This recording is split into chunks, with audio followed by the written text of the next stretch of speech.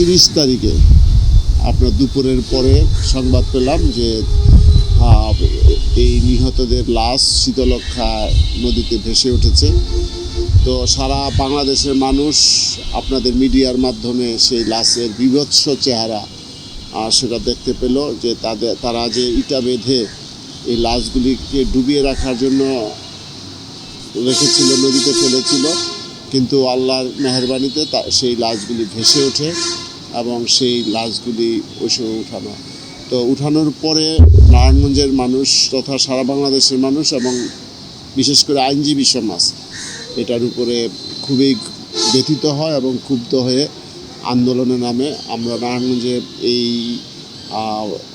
হত্যাকাণ্ডের সঠিক বিচারের জন্য এবং যারা এই হত্যাকাণ্ডটি করেছে প্রকাশ্য দিবালোকে তাদের গ্রেপ্তার করে দৃষ্টান্তমূলক শাস্তির জন্য আমরা 58 দিন আদালত বর্জন করেছিলাম।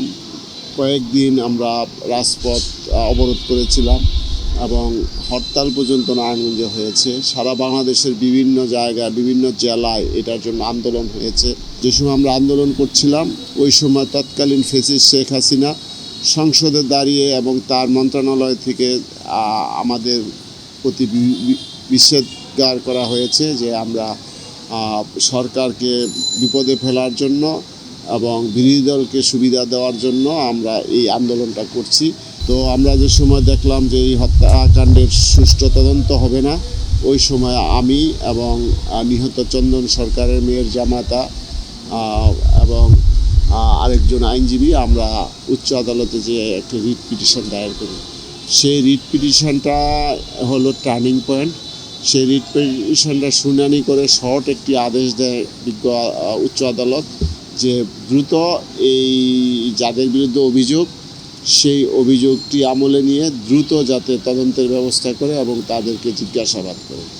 তো এই আদেশ দেওয়ার পরে বাধ্য হয়ে ওই সময় পুলিশ তাদেরকে গ্রেপ্তার করে এবং গ্রেপ্তার করার পরেই তো আপনারা জানতে পেরেছেন যে রিমান্ডে নেওয়ার পরে তারা সকল বিষয়গুলি স্বীকার করে। আসামিদের মধ্যে 26 জনের মৃত্যুদণ্ড হয়েছিল এবং 11 জনের বিভিন্ন মেয়াদে সাজা হয়েছিল। তো আসামিরা এই সাজা মহামান্য সুপ্রিম কোর্টের হাইকোর্ট বিভাগে ডেট রেফারেন্স অনুষ্ঠিত হয়। সেখানে ডেট রেফারেন্সের মধ্যে আপনার 26 জনের মধ্যে 11 জনের মৃত্যুদণ্ড লাঘব করে তাদেরকে যাবজ্জীবন সাজা দেওয়া হয় এবং 15 জনকে মৃত্যুদণ্ডের আদেশ বহাল রাখা হয় এবং বাকি আরও আপনার প্রায় 9 জনের বিভিন্ন মেয়াদে সাজা দেওয়া হয়। আসামিপক্ষ এই মামলাটি পুনরায় তারা আপিলেট ডিভিশনে রিভিশন দাখিল করে। সেই রিভিশনটা প্রায় আজকে 6-7 বছর হলো আপিলেট ডিভিশনে প্রক্রিয়াধীন অবস্থায় আছে। আমরা ইতিপূর্বে অনেক চেষ্টা করেছি, প্রতি বছর এই মৃত্যুবার্ষিকী আসলে আমরা আন্দোলন করি, সংগ্রাম করি। আমরা পরিবারের এই যে নিহত হয়েছে সেই নিহতের পরিবারের পক্ষে থেকেও বলা হয় এবং নারায়ণগঞ্জবাসী অথবা বাংলাদেশের বিভিন্ন জায়গা থেকে বলা হয় যে এই মামলাটা অগ্রাধিকারের ভিত্তিতে যাতে দ্রুত শুনানি করে একটা রায়টা নির্দিষ্ট করা এবং সেই রায় অনুযায়ী তাদের শাস্তি নিশ্চিত করা, রায় কার্যকর করা। এই মামলাটা এই কারণে অ্যাপিলেট ডিভিশনে আসেনি কারণ তখন আওয়ামী লীগের দোসররা, বিশেষ করে নূর হোসেন, শারীম ওসমানের ক্যাডার এবং সিদ্দিকুল দাস এবং সাইদ তারেক, মায়া চৌধুরীর মেয়ের জামাই, এসব কারণে মামলাটা একটা অবস্থানে ছিল। আজকের অবস্থার পরিবর্তনে আমরা অবশ্যই চাই 7 খুনের সাথে যারা ভিকটিম তাদের বাবা মা অনেকে মারা গেছে, তারা তো এই বিচারের রায়ের পরিণতিটা দেখে যেতে পারলো না। আমরা অবিলম্বে এই অ্যাপিলেট ডিভিশনে এই বিষয়টা উত্থাপন করা হোক এবং অবিলম্বে এটা একটা সিদ্ধান্ত নিয়ে এটা কার্যকর করা হোক। এটা এই মুহূর্তে নারায়ণগঞ্জবাসীর দাবি। কারণ 7 খুনের একটা নৃশংস বর্বরতা, এর এত বড় নৃশংস হত্যাকাণ্ড এটা আমার মনে হয় সাম্প্রতিককালে কখনো হয়নি।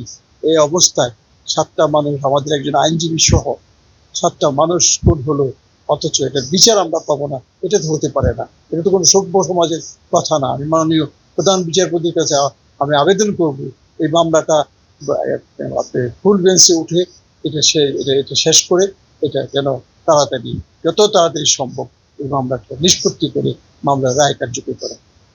তো আড্ডিও গেছে গাছে মজ্জা, তখন তুমি তো বিচার পাই নাই। যদি এই সরকারে বিচার কর তা কমুজন না বিচার হয়েছে আমার, তো এর আর কি কম কর তার কিছু না। কোনো সরকারের কাছে তো আর বিচার পাইতাম না। যদি বিচার করে তাই বুঝলাম যেন বিচার হয়েছে, আশা থাকবো। আর যদি বিচার না করে তো তার আশা নাই। এক লাই দিদি বিচার করে আমার পুত্র তো কোনো অন্যায় করে নাই। আমার পুত্র দিদি অন্যায় করতো, কেউ মারতো মার্ডার করতো, তো আমার দুঃখ থাকলে না। আমার কুলা আসছিল ড্রাইভার, আর তো কোনো আসছিল না। একটা হাত ভাঙ্গা নাহলে পা ভাঙ্গা দিয়া পাঠাইতো। তবে আমার কারণে যদি এই সরকারে বিচার করে তা আলহামদুলিল্লাহ, তাই বুঝুন যে না বিচার আমি পাইয়া গেছি, দুনিয়াতে দেখে গেছি, আর আমার কোনো কওয়ার নাই। ভাই আনছি লাশ, মনে করেন লাশ ছিল না, বালিশ ছিল, একটা ফুইল্লা মোড়া হয়েছিল। তো আনছি আমার ভাইয়ের খুনের, এরা বিচার চাইছে, এখনও বিচার পাই নাই। শেখ হাসিনা বললো বিচার করবে, তো এ পর্যন্ত বিচার পাই নাই আমরা। এখন তো শেখ হাসিনা চলে গেছে, তো এখন যারা জড়িত আছে তাদের এই 7 মার্ডারে যারা যারা জড়িত আছে, নূর হোসেন যারা যারা এর সাথে আছে, তাদের এখন এই সরকার যদি বিচার করে তাহলে আমার মা দেখে দিল যে আমার সন্তানের বিচার আমি মাটির রূপে দেখে গেলাম। এটি আমাকে আর কিছু কর নাই ভাই। আবার তো ছোটো, আবার আর কিছু কর নাই। আমি নিজে লাশ আনছি চিহ্নিত করে, ঠিক আছে? আবার আর কিছু করার নাই, কিছু করার নাই ভাই, বুঝছেন? যদি আমরা বিচারটা পাই এটা দেখে যাইতে পারলাম যে ছোটো ভাইয়ের বিচারটা পাইছি। অবস্থা তো ভালো না, কারণ এই শুরু থেকে এই পর্যন্ত মেয়েরা পেটে ছিল। এই পেটে নিয়ে আমি অনেক যুদ্ধ, অনেক মোকাবেলা করে এই পর্যন্ত আসছি। কেউ সাপোর্ট পাই নাই, কোনো সরকার না, কোনো কাউন্সিলর না, কোনো ফ্যামিলি কোনো সাপোর্ট আমাকে দেয় নাই। হতভাগী শ্বশুরবাড়ি থাকতাছি, নিজে খাই, নিজে পড়ি, নিজেরটা নিজে করি, অথচ কেউ একটু সাপোর্ট নাই। বরঞ্চ এখন মনে করেন আমার যেভাবে হোক আমি চলতাছি, কিন্তু অনেক কষ্ট করতেছি। মেয়েকে নিয়ে অনেক মানে কষ্ট দুঃখ নিয়ে আমি চলতেছি। মেয়েটা এখন যত দিনে দিনে বড় হইতাছে, বারবার অনেক ধরনের প্রশ্ন করে যে আমার আব্বু কিভাবে মারা গেছে, কি হয়েছিল। আমার হাজব্যান্ডের কোনো অপরাধ করে নাই, সে গেছে কাজ করতে, দিন আয় দিন খাই। আমরা অট্টালিকা থাকি না, আমরা সাধারণ পরিবারের লোক, আমার গার্জিয়ান নাই। এখন সে আমার ছিল ঘরের কর্তা, সে আমার কাজ কাম করতো, আমরা খাইতে পারতাম, ভালো মন্দ যেটুকু খাইতে পারতাম। এখন আমার ঘরে যে অবলম্বন লোক ছিল সেই নাই। এখন আমি যেভাবে থাকতেছি এই নিয়ে আমার অনেক কষ্ট হয়ে যাইতেছে। যেহেতু তো মেয়ে বড় হচ্ছে, মেয়ে খরচ বাড়ছে, পড়াশোনার হচ্ছে। আমার যে অবস্থা, যে আমি যে সিটি কর্পোরেশন যে একটা জব করতেছি মাস্টার হলে, কিন্তু সেই জবটা দিয়ে আমার খুব একদম অনটন। গার্মেন্টসে কাজ করলে হয়তো বা মাসে 15-20 হাজার টাকা পাইতাম, কিন্তু এই চাকরিতে আমার তাও হচ্ছে না। এভাবে আমার সংসারটা খুব কষ্টে অনটনে চলতেছে।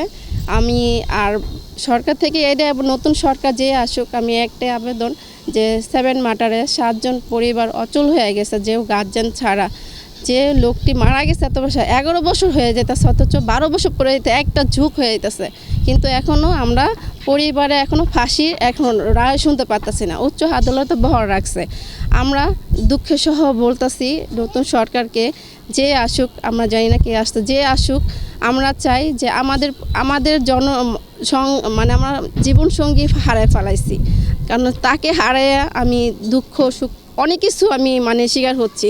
কারণ আমি একটা মেয়ে, আমি যেভাবে যতটুকু পাই আয় করতেছি আমার সংসারে, আমার জন্য আমার অনেক কষ্ট হয়ে যেতেছে।